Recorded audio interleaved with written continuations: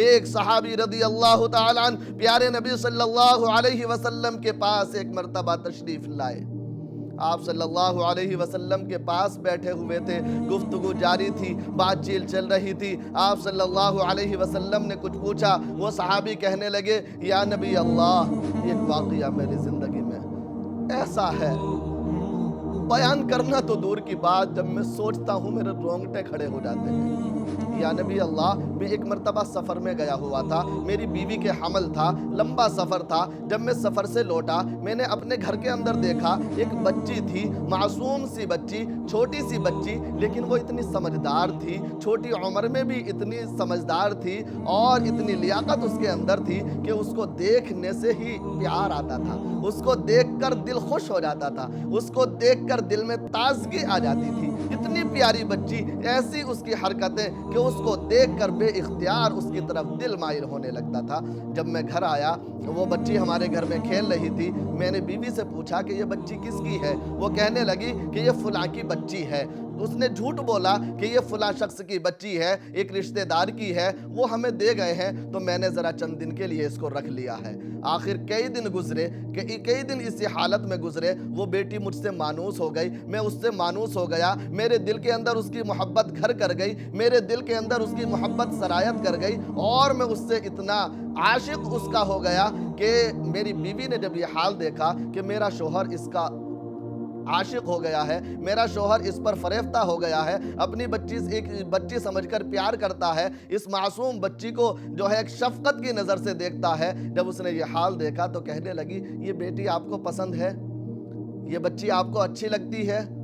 وہ کہنے لگا ہاں، بڑی معصوم سی بچی ہے، بڑی اچھی بچی ہے. بیوی نے کہا اگر یہ بیٹی آپ کی ہو؟ وہ ایک دم چوکنا ہو گیا. کیا کہا؟ میری بیٹی؟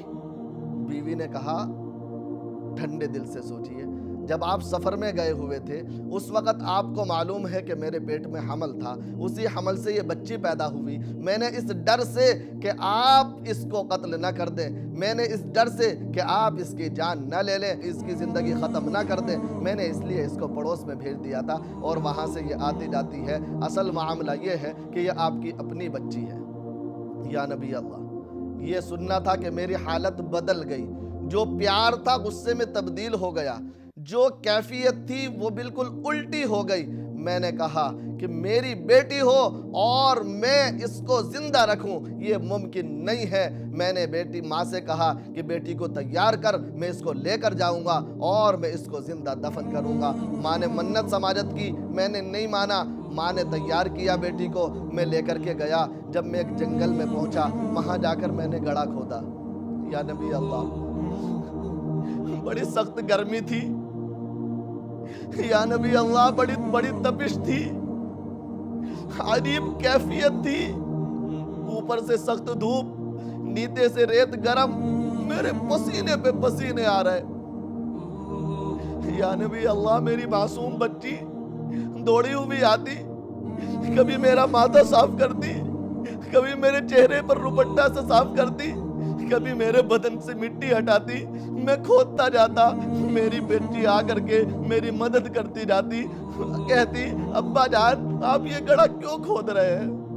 ابا جان آپ اتنے پریشان کیوں ہو رہے ہیں؟ ابا جان گرمی ہے، آپ تھک جائیں گے، آپ پریشان ہو جائیں گے. اس کی معصومیت کی باتیں، اس کی دل لگی کی باتیں، اس کی محبت بھری باتیں اور میری طرف سے اس کی فکر کی باتیں. میرے دل میں ایک مرتبہ خیال آیا کہ کاش یہ بچی میری نہ ہوتی.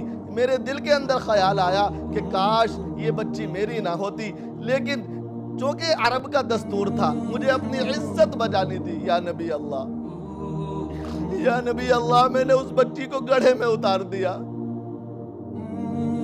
وہ بچی چلاتی رہی، وہ بچی چیختی رہی. یا نبی اللہ، مجھے اس پر رحم نہیں آیا. میں مٹی ڈالتا رہا، وہ کہتی رہی ابا جان مجھے کیوں دفن کر رہے ہو؟ میرا کیا قصور ہے؟ ابا جان مجھے کیوں اس زمین میں گاڑ رہے ہو؟ میری کیا غلطی ہے؟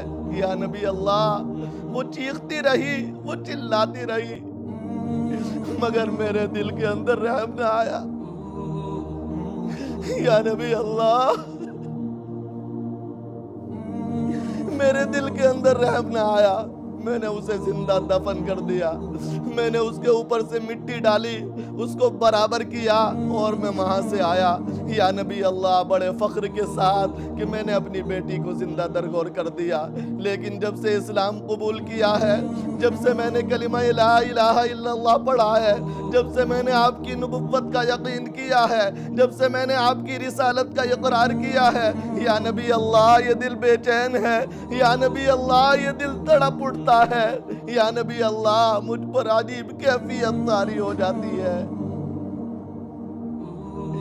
عزیزان گرامی، یہ اس کا واقعہ نہیں، یہ عرب کا دستور تھا، یہ عرب کا طریقہ کار تھا، یہ عرب والوں کی حالت تھی۔ پیارے نبی صلی اللہ علیہ وسلم نے جب اس واقعے کو سنا، آپ بے چین ہو گئے، آپ تڑپ اٹھے، میرے نبی کی آنکھوں سے آنسو جاری ہو گئے، میرے نبی پر حالت عجیب طاری ہو گئی۔